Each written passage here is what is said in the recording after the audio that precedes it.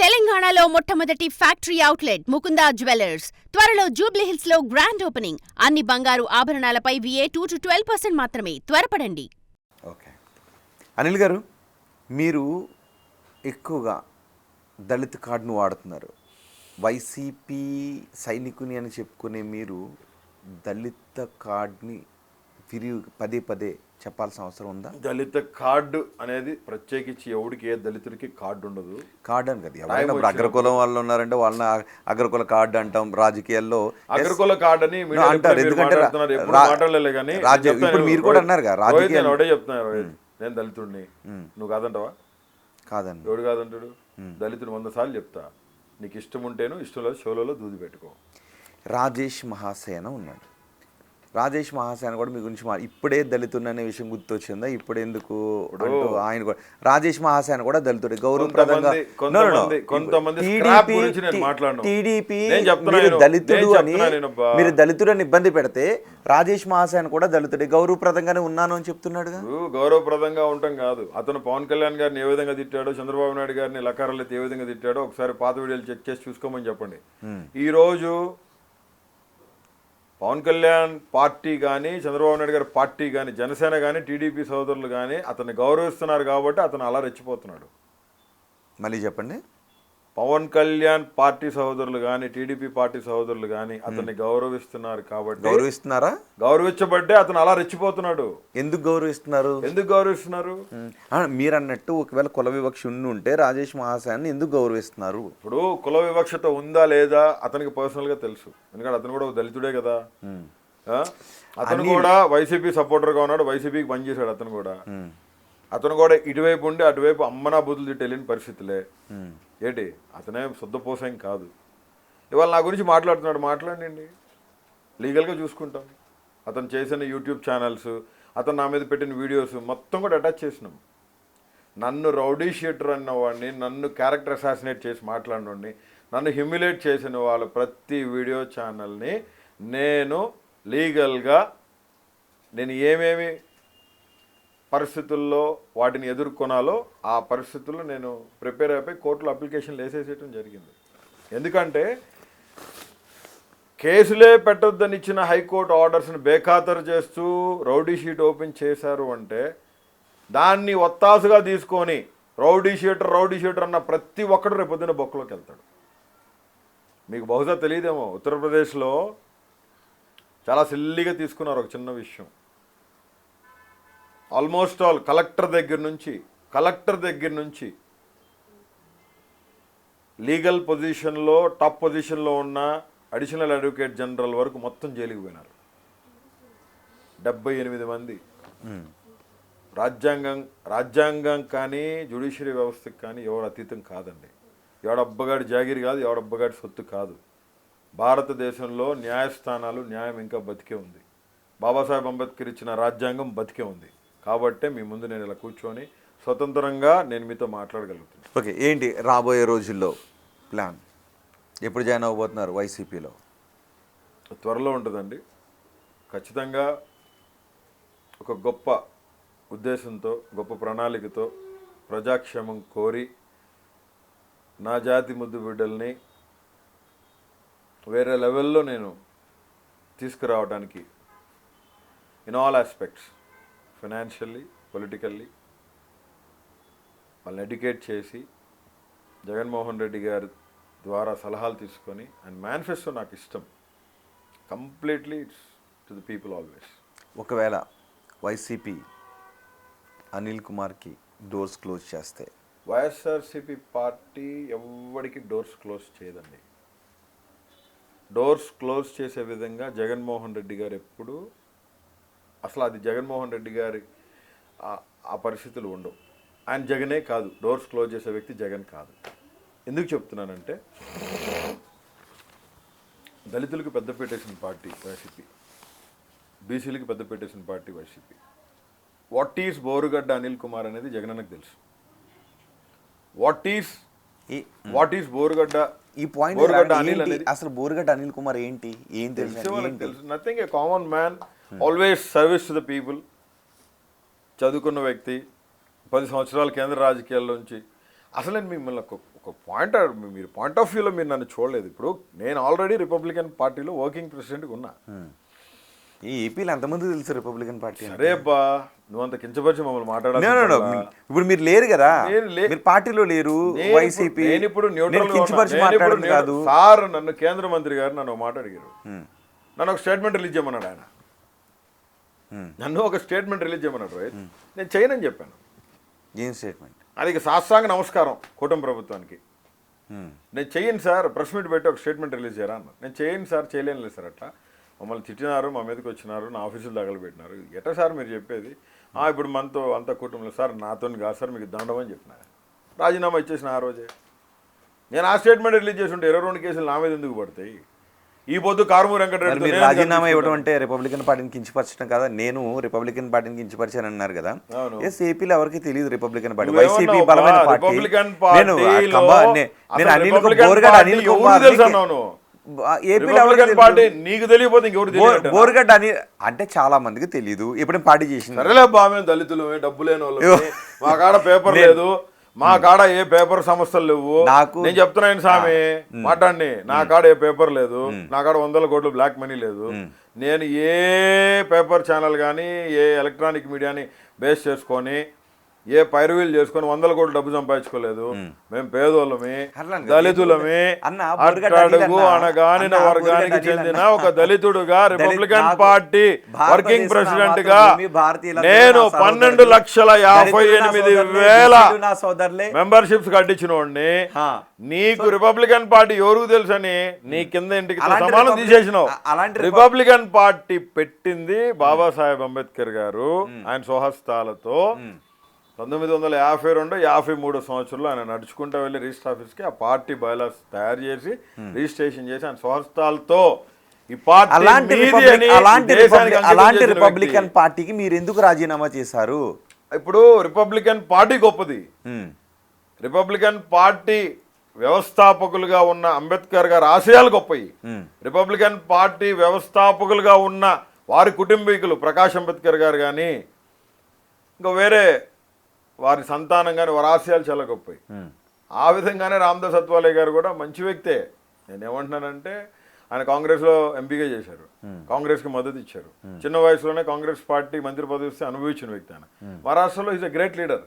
కానీ పార్టీ ఒక్కసారి మారిపోయిన తర్వాత అప్పుడు దాకా జగన్మోహన్ రెడ్డి గారిని ఇష్టపడిన వ్యక్తి వెంటనే ప్లేట్ అట్ట తిప్పేసి నువ్వు ఇమీడియట్గా స్టేట్మెంట్ ఇచ్చేసామంటే ఆయన కేంద్ర మంత్రి అవ్వచ్చు, but I have my democratic right.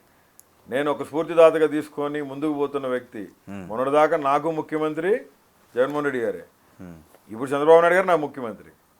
నేనేమంటానంటే విలువలు ఉంటాయి, కొన్ని రాజకీయ విలువలు ఉంటాయి, వాటికి కట్టుబడి ఉన్న వ్యక్తిని నేను. కాబట్టి సార్ నేను సపోర్ట్ చేసిన మాట వాస్తవమే. ఆ పార్టీలో కొంతమంది టీడీపీ కోర్ టీం ఉంది రిపబ్లికన్ పార్టీలో, వాళ్ళందరూ ఫుల్ రివర్స్ అయ్యారు నా మీద, ఫుల్ రివర్స్ అయిపోయారు నా మీద. ఏం చేయాలి నేను చెప్పేశాను సార్, ఐఎమ్ సారీ, నేను ఇవ్వలేను,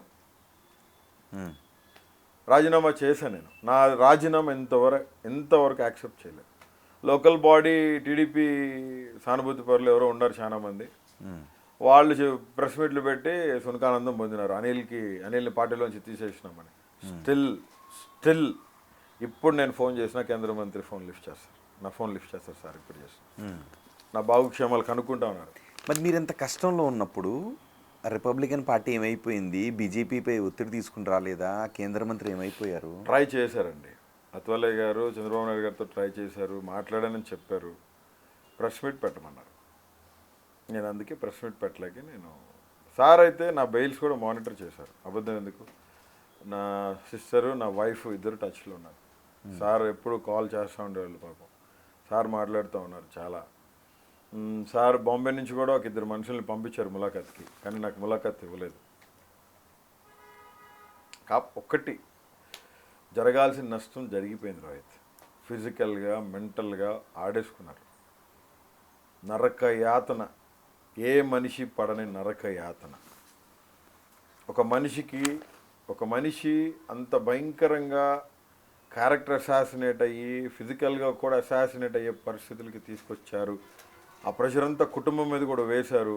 ఆర్థిక మూలాల మీద కొట్టేసి కుటుంబాన్ని సర్వనాశనం చేయాలనుకొని ఉన్న పరిస్థితుల్లో మా ఉసురు తగలకుండా పోయిద్దా? మా ఉసురు తగలదా? నా బిడ్డలు, నా భార్య, నా చెల్లెలు, నా కన్న తల్లి ఏడ్చిన మా ఉసురు పవన్ కళ్యాణ్కి, లోకేష్ గారికి, చంద్రబాబు నాయుడు తగలదా? మనుషుల దగ్గర ఇప్పుడు వాళ్ళు ఏం చేసినా చల్లుతుంది అనుకుంటున్నారు. దేవుని దగ్గర ఖచ్చితంగా దేవుడు చూస్తూ ఉంటాడు. దేవుడే చేస్తాడని, ఎవరు? దేవుడే చేస్తాడని పాపభీతి. మీరు జైలుకి వెళ్ళటానికి కూడా దేవుడు కారణమా? మేబీ అవ్వచ్చు. ఇప్పుడు నేను పారిపోలేదు రోహిత్ ఎక్కడికి. నేను గుంటూరులో నా ఇంట్లో ఉన్నాను.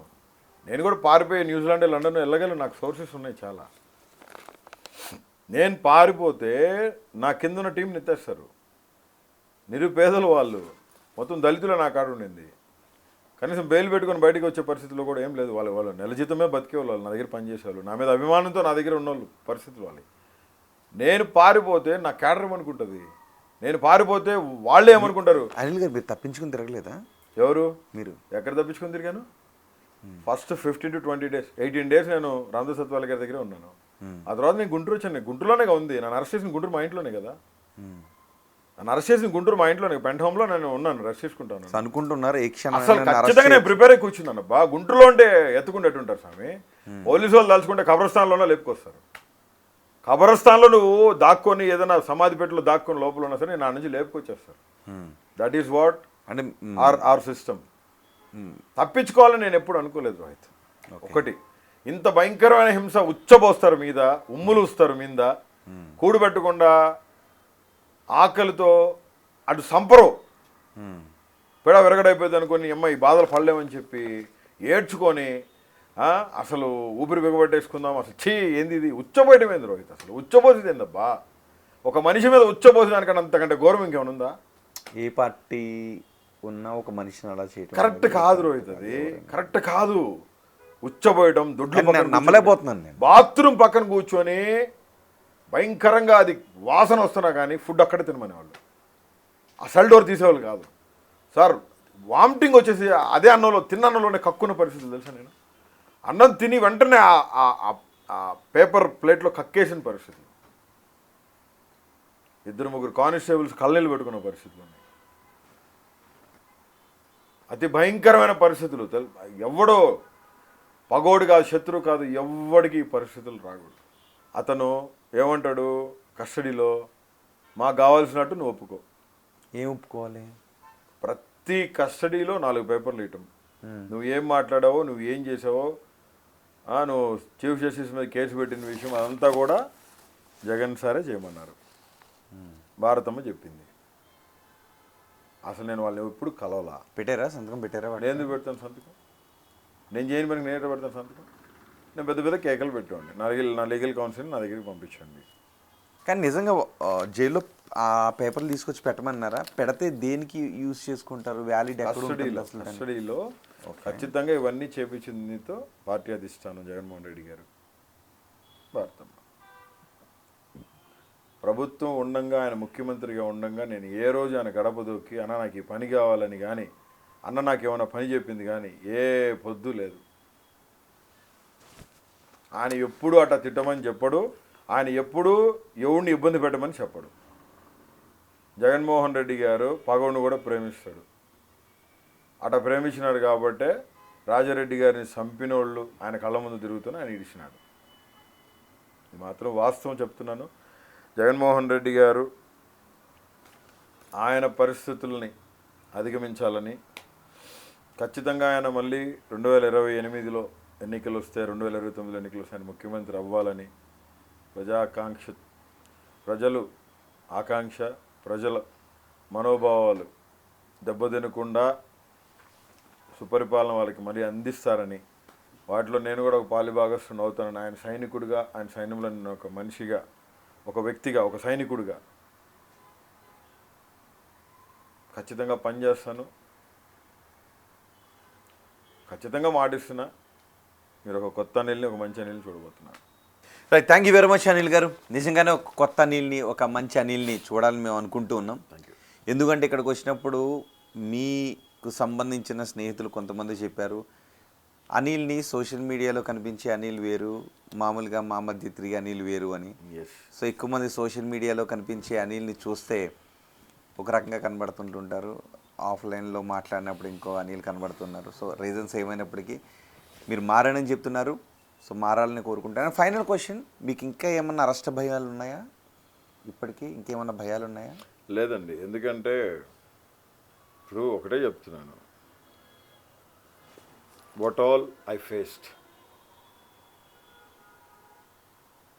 ఇంత భయంకరంగా నాకు తెలిసి ఇంతకుముందు ఎప్పుడు ఎవరిని ఇబ్బంది పెట్టలేదని, ఇబ్బంది పెట్టబోరని కూడా నేను, ఎందుకంటే కక్షపూరితమైన వాతావరణం, వాంటెడ్లీ ఒక టీం పనిచేసింది. That's what. అండ్ ఇప్పుడు సుప్రీంకోర్టు డైరెక్షన్స్ మీద ఉన్నాయండి. ఏదైనా కేసు ఏమైనా పడినా ఖచ్చితంగా న్యాయ పోరాటం చేస్తాం, గట్టిగా ఫైట్ చేస్తాం. Right, thank you very much Anil గారు. నిజంగా మార్పు అనేది చాలా మంచిది. మనిషిలో ఒక రకమైనటువంటి పశ్చాత్తాపం ఎప్పుడు వచ్చినప్పటికీ కూడా అలాంటి మనుషులు ఋషులుగా మారిన సందర్భాలు ఉన్నాయి. సో నేను మారిన మనిషిని, కొత్త అనిల్ని చూస్తారని అంటున్నారు. నా నోటి వెంటకి పరుష పదజాలం రాదు, తిట్లు రావు అని అంటున్నారు. అలాగే గతంలో నేను తిట్టాను అని సోషల్ మీడియాలో సర్క్యులేట్ అవుతున్న ఆ వీడియోలు, మార్ఫింగ్ వీడియోలు, నేను ఎవరిని అలాంటి పదాలతో తిట్టలేదు అని అనిల్ చెప్తున్నారు. దాన్ని కావాలంటే ప్రూవ్ చేసుకుంటాను అని కూడా చెప్తున్నారు. పవన్ కళ్యాణ్ తిట్టిన వచ్చినట్టుగా ఉన్న వీడియోలు కానీ, లొకేషన్ తిట్టినట్టు వచ్చిన వీడియోలు కానీ నేను తిట్టినవి కావు, మార్ఫింగ్ చేశారు, కొంతమంది శత్రువులు ఉన్నారు, నేను వాటిని ప్రూవ్ చేసుకుంటాను, ఫుల్ వీడియోస్ కూడా నేను ఇస్తాను అని చెప్తున్నారు. మరి చూద్దాం ఏం జరుగుతుందో, అండ్ ఈ కేసును కూడా ఎలా ఎదుర్కొంటారో చూద్దాం. అండ్ నేను మారిన మనిషిని, చట్టసభలకు వెళ్ళాలనుకుంటున్నాను, ప్రజాసేవ చేయాలని అనుకుంటున్నాను అని అనిల్ అంటున్నారు. మరి ప్రజాక్షేత్రం ఏం జరుగుతుందో చూద్దాం. అండ్ అనిల్తో ఈ ఇంటర్వ్యూ గురించి మీ అభిప్రాయాన్ని కమెంట్ బాక్స్లో తెలియచేయండి. For more videos like this, subscribe Big TV channel.